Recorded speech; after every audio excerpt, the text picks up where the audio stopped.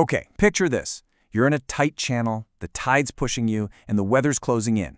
In that exact moment, what's the one piece of gear telling you the absolute most critical thing you need to know? It's the echo sounder. Today, we're doing a masterclass on this vital tool. We're going to cover it all, from the initial setup and calibration to how it talks to the rest of the bridge and how to stay ready for any inspection. Let's dive in. Just think about that for a second.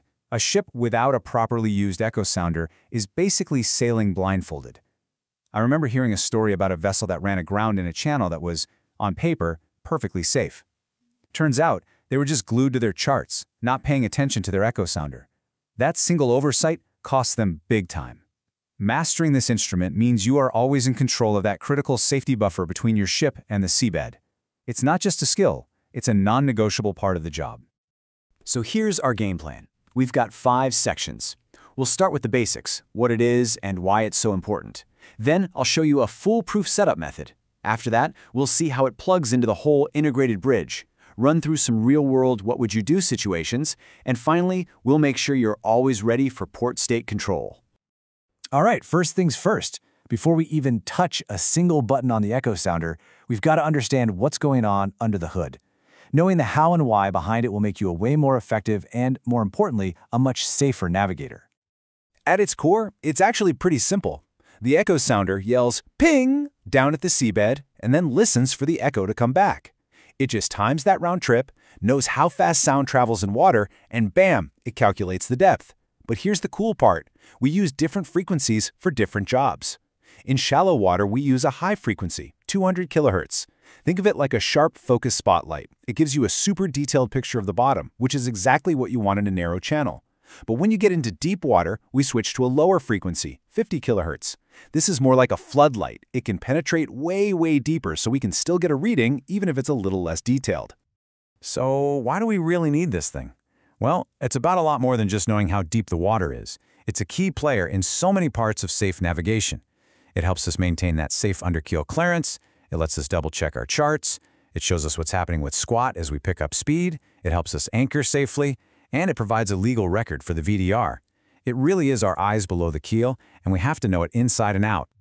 Okay, so now that we get the why, let's get into the how. Because a professional, correct setup is absolutely everything. An incorrect setting gives you bad data, and bad data can sink ships. So how do we guarantee we get it right every single watch? We follow a simple, standardized procedure. Before we get into the steps, let's just ask one question. What's the single most important number we're trying to protect here? It's the underkeel clearance, right? That cushion of water between us and the bottom. Our number one job is to protect that cushion. The entire setup process is designed to do exactly that. And the best way to remember the steps is this fantastic mnemonic, GRODL. First, gain. You adjust this until you get a sharp, clean line for the seabed. Not too weak, but not a big fuzzy mess either. Then, range. Start with auto. Let the machine do the work, but switch to manual in tight spots to get a better view. Now this is crucial, offset. You have to set this to your ship's current draft, so the number on the screen is the actual depth under your keel. Next, alarms. Set your shallow and deep water alarms based on your passage plan and company rules. Then, data out. You need to confirm that NMEA data is flowing to your ECDS and VDR. And finally, log. Write down your settings and the readings in the logbook. This is your proof of diligence. You got to think of the bridge as the ship's brain and nervous system. And the echo sounder, it's one of the key nerve endings, constantly feeding critical information back to the brain. That's you, the bridge team, and the whole system. It's not a standalone piece of gear. It's a vital part of a much bigger network. To really get how this network functions, just remember SDEL. The sensor, that transducer on the hull, grabs the raw data. The processor sends the data out in a universal language called NMEA. Your ECDIs and VDR then grab this data to show you the depth and to record it. Your Bridge Alert Management System, the BAM, pulls in the alarms and puts them in a clear, prioritized list. And all of this leads to leadership action, the team making smart, informed decisions because they have good, reliable data. And on that team, everybody has a job to do. The second officer, the navigator, plans the whole trip, making sure the UKC is solid for every part of the voyage. The third officer, the watchkeeper, is on the front lines, operating the gear, watching it like a hawk, and logging everything. The captain makes those final, critical calls on speed and turns. And the pilot? They're using our data and comparing it with their local knowledge and their own gear. It's a real team effort, and every single person is a vital link in that safety chain. All right, that's enough theory. Let's put this into practice. Look, knowing the book is one thing, but being able to apply that knowledge when the pressure is on, that's what makes a great officer. So let's run through a couple of scenarios you're almost guaranteed to face out there. Okay, so put yourself on the bridge. You're entering a narrow, dredged channel. The pilot knows the area and calls for more speed to make the tide. But you're watching the echo sounder, and you see the UKC just plummeting way faster than you expected. You know this is probably squat, that effect where your ship actually sinks lower in the water at speed in shallow areas. So what's your report? What do you say to the captain and the pilot right now? This is the gold standard response. First, you state the fact. Depth under keel 2.2 meters decreasing. Then you state the safety net, shallow alarm 2.0 meters set, and then you give the diagnosis and the cure. Recommend reduced speed due to squat. It's perfect, it's clear, it's concise, and it shows you know exactly what's happening. You give the command team everything they need to make the right call right away. All right, let's try another one. You're pushing through ice, and suddenly the bottom trace on your echo sounder starts flickering and then disappears completely. You're now temporarily blind to the depth. This is a tense moment. What are your immediate first actions? Okay, first, you ease the speed and keep your heading steady. Less turbulence is better. Then, start troubleshooting. Switch frequencies. Maybe the 50 kilohertz can punch through when the 200 can't. Crank up your TVG, your time-varied gain, to filter out the surface noise from the ice. And now for the big one.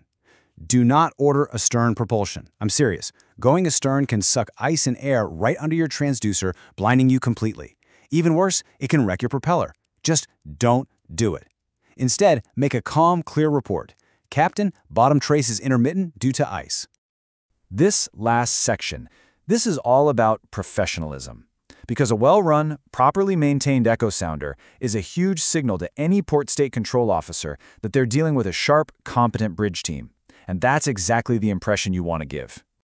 A huge part of being ready is constantly cross-checking. I like to think of it like this. Your passage plan is the theory. It's what you expect to happen. But the echo sounder, that's your reality. It's what is actually happening right now. If those two things don't line up, you've got a problem. And in a contest between the plan and reality, reality always wins. And how do you prove you're diligent? With records. Your planned maintenance system is your best friend here. You should have entries for weekly alarm tests, monthly checks against the chart when you're tied up, and quarterly verifications that the data is flowing to the VDR and ECDS. Trust me, a well-kept logbook is one of the first things an inspector will ask for. So, what are they going to look for? It usually boils down to these 5 things. 1. Can you actually turn it on and show them it works? 2. Are your alarms set right, and are they loud enough to hear? 3. Is your keel offset correct for your draft right now? 4. Are your maintenance logs all filled out and up to date? And 5. Can you prove that data is being recorded by the VDR? If you've got those 5 things covered, you'll be confident and ready for any inspection. Look, at the end of the day, it all comes down to this: your professional responsibility. The safety of everyone and everything on board depends on your commitment to a correct setup, your constant monitoring, and your careful record keeping. It's a huge responsibility, but it's the one we sign up for as deck officers. And speaking of professionalism, that high standard of skill is exactly what the best companies are searching for. If you're a deck or engine officer who operates at this level, then you're the kind of person we want to talk to. CRWN is actively recruiting for their new fleet being delivered from 2025. This is a real chance to join a company that gets it, a company that values skill and rewards excellence. You are the eyes below the keel. So let me ask you, are you ready for your next watch?